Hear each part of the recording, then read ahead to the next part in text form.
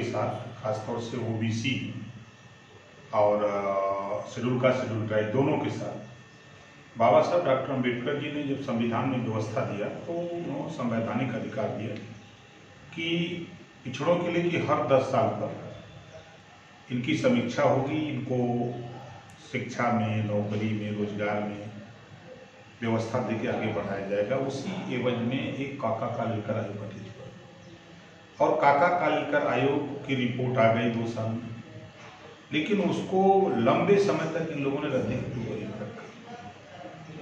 फिर बीपी सिंह जी ने, चौधरी चरण सिंह ने एक जोर लगाया तो कांग्रेस पार्टी ने ये कह करके उसको रद्दी की टोकरी में डाल दिया कि ये रिपोर्ट पुरानी है। एक आयोग बैठा दिया, मंडल आयोग बैठा दिया इंदेश्वरी प्रसाद के नेतृत्व में, तो वो भी 81 में रिपोर्ट आ गई। 81 में रिपोर्ट आकर के पढ़ी तो फिर जब बीपी सिंह जी प्रधानमंत्री बने तब उन्होंने मंडल आयोग ने 23 सिफारिश किया था और 23 सिफारिश में मंडल आयोग ने जो है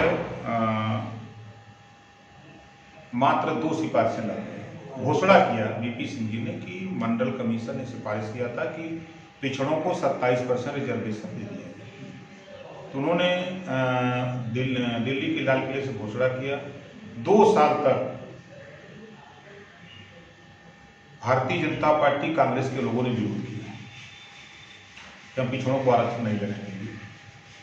उसके बाद सुप्रीम कोर्ट के आदेश से तब वो 27% आरक्षण लागू होने के लिए बाहर हुआ, लेकिन आज तक 27% कोटा पूरा नहीं हुआ। 1932 में बाबा साहब डॉक्टर अम्बेडकर ने दलितों को, SC ST या अनुसूचित जनजाति, अनुसूचित जाति को आरक्षण दिलाया।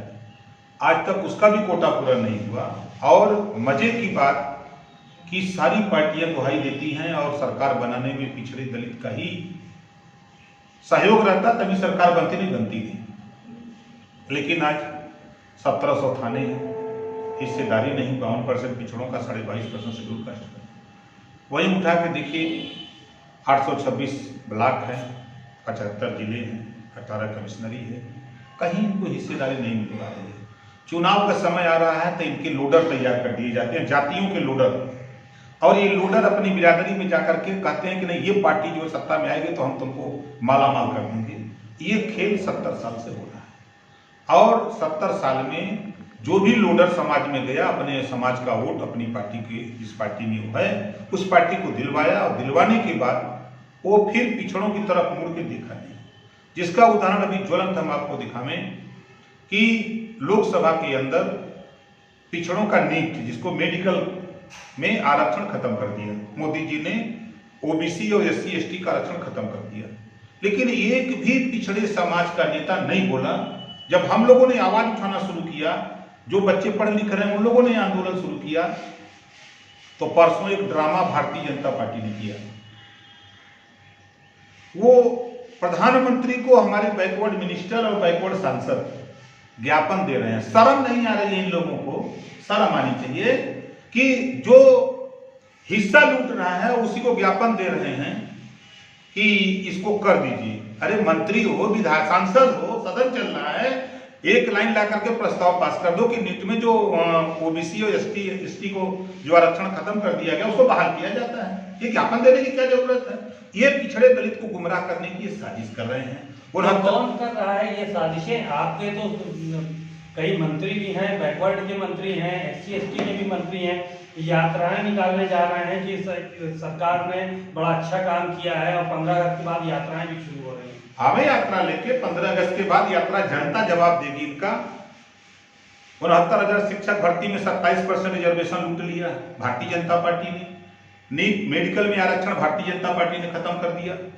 और उठा के देखिए, जो तमाम आयोग बने हैं भर्ती बोर्ड के, उन आयोगों में भर्ती हो रही है तो पिछड़ों का रिजर्वेशन नहीं मिल रहा है, शेड्यूल कास्ट का रिजर्वेशन नहीं मिल रहा है, और थानों पे नियुक्ति हो रही है। भारतीय जनता पार्टी की राज की बात कर रहा हूं कि थाने पर पिछड़े दलित मारे जा रहे हैं, जाति पूछ करके गाली दिया जा रहा है, जाति पूछ करके पीटा जा रहा है, भगाया जा रहा है, और ये किस मुंह से वोट मांगने जा रहे हैं?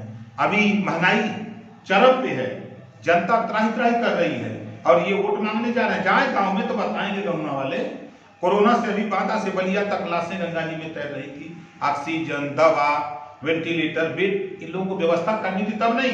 अब वोट की व्यवस्था के लिए ये लोग आ रहे हैं। जब इनको वोट की जरूरत होती है तो ये भागते हैं। बंगाल, यहाँ लोग कोरोना से मर रहे थे और ये बंगाल में वोट मांग रहे थे कि वोट हमको दीजिए, यहाँ नहीं दिखाई दिया।